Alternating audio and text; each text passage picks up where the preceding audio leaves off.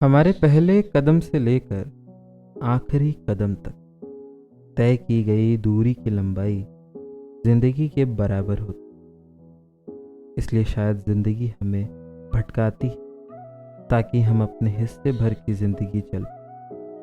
ये कहानियाँ भटक कर संभलने और संभल कर दोबारा भटकने के दौरान तय की गई दूरियां भर। न हमें ऐसी कोई उम्मीद है, नहीं हमें कोई ऐसा सपना आता है कि इन कहानियों से दुनिया बदल जाएगी।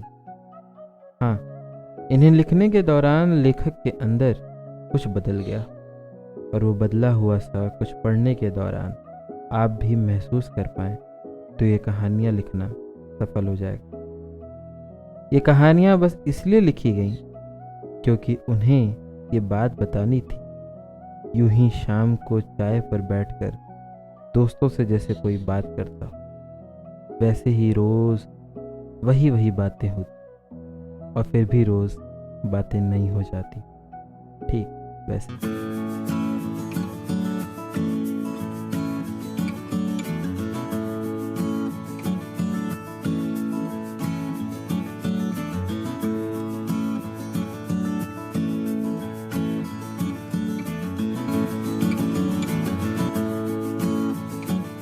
हेलो, नमस्ते, कैसे हैं आप?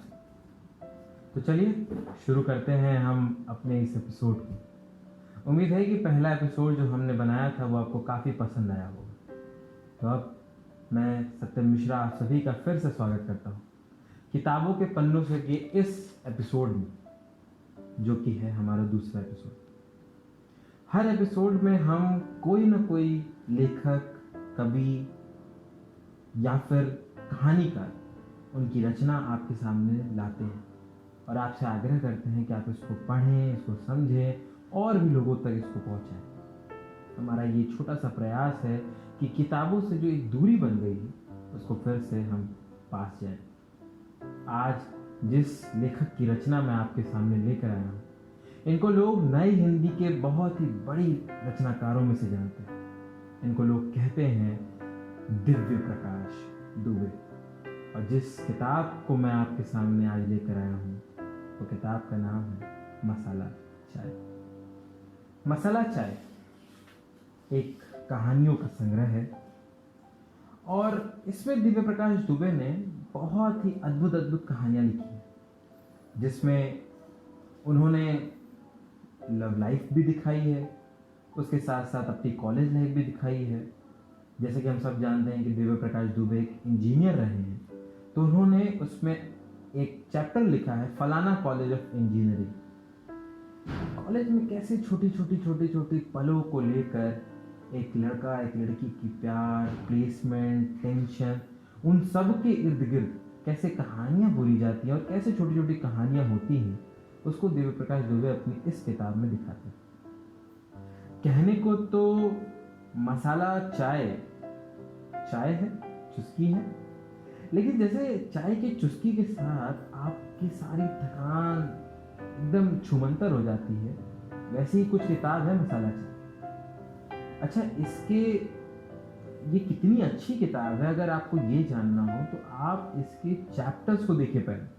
जैसे चैप्टर्स के इसमें नाम है विद्या कसम, जीवनसाथी.com, फलाना college of engineering, bed tea, keep quiet, love you forever, fill in the blanks, हम दो हमारा एक, केवल बालिगों के लिए और रूबी स्पोक इंग्लिश क्लास। कहने को तो दिव्य प्रकाश दुबे खुद ही मानते हैं कि वो एक कहानीकार नहीं। असल में जो उन्होंने अपने जीवन सफर में देखा है, सुना है, उसको बस उन्होंने लिख दिया। और कहीं ना कहीं ये सारी कहानियां हमारे भी साथ घटी हुई हैं। लेकिन अगर मैं सही में कहूं तो ये कहानी नहीं, ये किस्से हैं। एक बहुत ही अद्भुत एक वेब सीरीज सोनी पे चली थी किस्सों को लेकर, गुल्लक। मुझे लगता है कि कहीं ना कहीं दिव्य प्रकाश दुबे जो कहानियाँ लिखते हैं वो भी कुछ छोटे किस्से हैं, और किस्सों को जो हमारे जहन में है वो उसको एक शब्द रूप दे देते हैं और उसको बहुत ही आसान भाषा में हमारे सामने प्रस्तुत कर देते हैं। मैं जाती तौर पे ये कहना चाहूँगा कि जैसा कि दिव्य प्रकाश दुबे भी कहते हैं कि चाय भी एक तरह सोशल नेटवर्क ही तो है, जिसमें बहुत सारे ऐसे रिश्ते जुड़ते हैं जिनको हम दोस्ती यारी बोल देते हैं। ये बहुत सारे रिश्ते हम बड़ी आसानी से ऐसे ही बना लेते हैं। ठीक है, फिर चाय पे मिलते हैं कभी, या चाय पीते हुए बात करते हैं। जोड़ती हमें बातें ही हैं, लेकिन चाय वो जुड़ने का माहौल तैयार कर देती है। इसी उम्मीद के साथ मसाला चाय को लिखा है कि आपको अपने आप से, अपने बीते हुए कल से कुछ देर के लिए ही सही जोड़ने का माहौल तैयार कर पाए। बाकी तो जो लिखना था, जिस भी बारे में बात करनी थी, सब कहानियों में लिख ही दिया है। किताब अच्छी बुरी जैसी भी लगे बताइएगा। दिव्य प्रकाश दुबे की ये किताब 2014 में छपी थी। इसके पहले भी बहुत सारी किताबें आई थी, उसके बाद भी बहुत सारी किताबें आई, जैसे अक्टूबर जंक्शन है, और भी बहुत बेहतरीन किताबें उन्होंने लिखी। उनकी सारी किताबें इतनी ज़्यादा लोकप्रिय हुई कि उन्होंने नई हिंदी की एक प्रचलन लेखकों में डाल दी, और Divya Prakash Dubey best selling author हो गए। मतलब उनकी किताबें आती नहीं और बिक जाती। इसमें से मेरी जो पसंदीदा कुछ कहानियां हैं, जिसको मैं निरंतर पढ़ता रहता हूँ और उस पर बात भी करता हूँ, वो है आपका जीवनसाथी.com और keep quiet, bed tea, love you for ever. असल में अगर मैं कहूँ सच सच, तो दिव्य प्रकाश दुबे की इन कहानियों में ऐसा क्या है जो हमें नहीं पता है। दरअसल दिव्य प्रकाश दुबे की जितनी भी कहानियां हैं, वो बहुत ही ऐसी लगती हैं जैसे हमारी कहानी है या फिर हमसे जुड़ी हुई कहानी है। जब आप जीवनसाथी.com पढ़ते हैं, तो जीवनसाथी.com तो एक वेबसाइट है जहाँ पे हम मतलब वर वधू ढूंढते हैं, लड़कियां वर को ढूंढती हैं और फिर शादी हो जाती है। बहुत अच्छा रिवाज है, यहाँ पे लोग पहले ही लड़के लड़कियां मिलते हैं, फिर परिवार मिलते हैं, फिर शादी होती है। और जीवनसाथी.com बहुत अच्छी वेबसाइट है। लेकिन जीवनसाथी.com जिस तरीके से इसमें बताया है दिव्य ने, बहुत पेचीदा तो मैं नहीं कहूँगा, लेकिन ऐसी बात कह दी उन्होंने जो हमारे साथ घट जाती है। दरअसल जीवनसाथी.com का कहानी सार ये है कि उसमें एक लड़की है जो एक लड़के से मिलती है। लड़के को पहले तो इस वेबसाइट से बहुत ही चिढ़ है, लेकिन धीरे धीरे वो लड़की से प्यार करने लगता है। लड़की लड़के मिलते भी हैं, साथ में घूमते हैं, प्यार बहुत अच्छा हो जाता है। अचानक शादी के कुछ दिन पहले लड़की लड़के को अपने एक पूर्व प्रेमी के बारे में बताती है, जो उसको छोड़कर दुबई चला गया था, लेकिन अचानक वो वापस लौट आया है। और अब उसको वो कहती है कि मैं तो उसी से शादी करूंगी, क्योंकि मैं उससे बहुत प्यार करती थी, और अब वो भी अपने प्यार को मानता है। तो हम एक काम करते हैं कि हम ये रिश्ता तोड़ देते हैं। लड़के को कुछ समझ में नहीं आता है और वो कहता है ठीक है, आपको जैसा ठीक लगे। और लड़की जाते जाते कहती है कि तुम शादी जरूर कर लेना। मतलब कितनी आसानी से दिव्य कह देते हैं। जो आज की हमारी यूथ जनरेशन है, जिसको हर चीज करने की हड़बड़ी है, वही तो एक कहानी है। उसके बाद फलाना कॉलेज ऑफ इंजीनियरिंग में एक लड़का है जो इंजीनियरिंग से भी परेशान है, इंजीनियरिंग के बीच में उसको प्यार भी है। इन सारी बातों के बीच में कैसे कैसे फलाना कॉलेज ऑफ इंजीनियरिंग बढ़ता है, प्लेसमेंट का दबाव, लड़के का दबाव।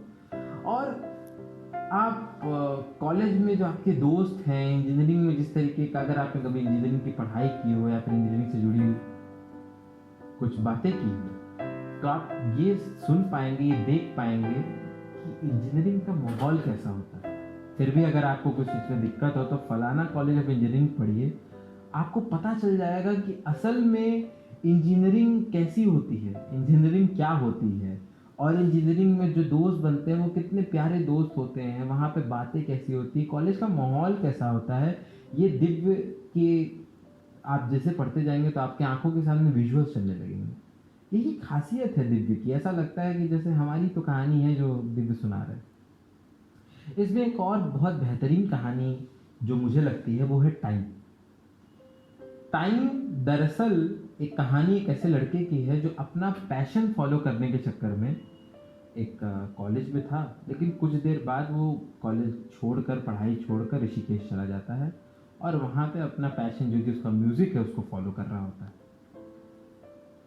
लेकिन उन सभी चीज़ों के बीच में कैसे टाइम पास करता है, कैसे उसको अपने आप से लड़ना होता है, कैसे वो अपने अगल बगल के लोगों की परिस्थितियों को देखता है और उसको लगता है कि क्या उसका पैशन फॉलो करना उसके लिए सही होगा।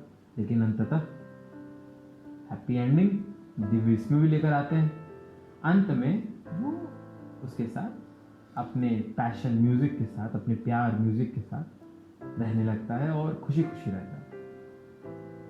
कुछ कुछ ये दिव्य जो लेकर आए हैं आपको हिंदी मूवीज जैसा लग रहा होगा ना कि यार ये तो हिंदी मूवीज है, हम देखते ही रहते हैं, बॉलीवुड मूवीज है।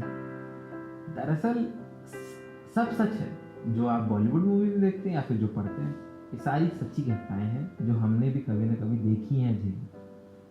इसमें एक और बेहतरीन कहानी है, विद्या कसम। बचपन में हम कितनी बार ऐसे कसमें खा लेते थे, मम्मी कसम, पापा कसम, विद्या कसम, ऐसे हम किताब पे ऐसे हाथ रख के विद्या कसम खाते थे। मैं अब विद्या कसम थोड़ी झूठ करूँगा, ये तो मैं बिल्कुल सच कह रहा हूँ। लेकिन कभी कभी आप थोड़ी बहुत झूठ बोल देते थे, लेकिन सामने वाले को विश्वास दिलाने के लिए कि मैं झूठ नहीं बोल रहा हूँ, हम ऐसी कसमें खा लेते थे। बचपना था, बच्चे थे। तो विद्या कसम भी एक ऐसी ही कहानी है, बहुत बेहतरीन कहानियों में से एक है और मैं रिक्वेस्ट करूंगा कि आप उसको ज़रूर देखें। उसके बाद लास्ट जो कहानी जो इसमें मुझे बहुत प्रिय लगती है वो है लव यू फॉर एवर, मतलब हमेशा के लिए हम लोग प्यार करेंगे। दो प्रेमी युगल हैं जो एक दूसरे से बेइंतहा प्यार करते हैं, लेकिन जैसा कि होता है कि जब हम प्यार में बहुत डूबे रहते हैं, ज़रूरी नहीं कि हम उसके साथ एक बंधन में भी बंधे, मतलब शादी ही हो जाए। तो इसमें भी वही होता है, लड़की की शादी कहीं और तय हो जाती है, लेकिन लड़की एक शर्त रखती है कि तुम मेरे साथ 24 घंटे साथ रहोगे, आखिरी के 24 घंटे, कि मैं जब भी तुम्हें देखूं, मतलब जब भी मैं किसी समय को याद करूं, तुम्हारे बारे में सोचूं, तो मुझे ऐसा न लगे कि मैं इस पल तुम्हारे साथ नहीं थी। कुछ ज़्यादा ही ओवर रोमांटिक है ना। लेकिन ये भी होता है कभी कभी, कुछ लड़कियों की ऐसी डिमांड होती है, फिर लड़कों की ऐसी डिमांड होती है। उसके बाद फिर लड़की का वही कि तुम भी शादी कर लेना, मुझे कभी याद मत करना, बर्थडे पे हम लोग बात करते रहेंगे, लेकिन कभी हम लोग बात नहीं कर रहे होते। ये सारी कहानियाँ जो मैंने अभी आपको सुनाई या फिर जिनसे सारांश मैंने आपको दिए, आप प्लीज़ पढ़िए। मसाला चाय मेरे हिसाब से, या फिर अक्टूबर जंक्शन, या फिर जितनी भी दिव्य की कहानियाँ हैं, मेरे हिसाब से ये बेहतरीन कहानियाँ हैं एक यूथ को पढ़ने के लिए। आप जो मेरे दोस्त देख रहे हैं, मेरे हम उम्र जो साथी मुझे देख रहे हैं, आप प्लीज़ इसको ज़्यादा से ज़्यादा पढ़िए, क्योंकि ये कहानियाँ आपको समझ में आएंगी। इतनी इसमें क्लिष्ट हिंदी नहीं है, बहुत ही सरल हिंदी में आप कहानियाँ पढ़ेंगे और धीरे धीरे आप पढ़ने के साथ क्या होगा, आपको पढ़ना अच्छा लगने लगेगा। मेरा ये प्रयास भी तो वही है कि आप ऐसी कुछ छोटी छोटी कहानियाँ पढ़ते पढ़ते धीरे धीरे पढ़ने की में रुचि लाएं। और जैसा कि स्कूल टाइम में भी कहते थे कि कीप रीडिंग, एक अडल्ट रीडर बनो, तो ये प्रयास आप अपने साथ करें। खैर, इस एपिसोड के लिए इतना ही। उम्मीद है कि हमारा ये एपिसोड मसाला चाय के ऊपर जो हमने किया वो आपको अच्छा लगा होगा। जल्द ही मिलेंगे अगले एपिसोड में, तब तक के लिए पढ़ते रहिए, खुश रहिए, अपना और अपनों का ध्यान रखिए, सुरक्षित रहिए। Thank you.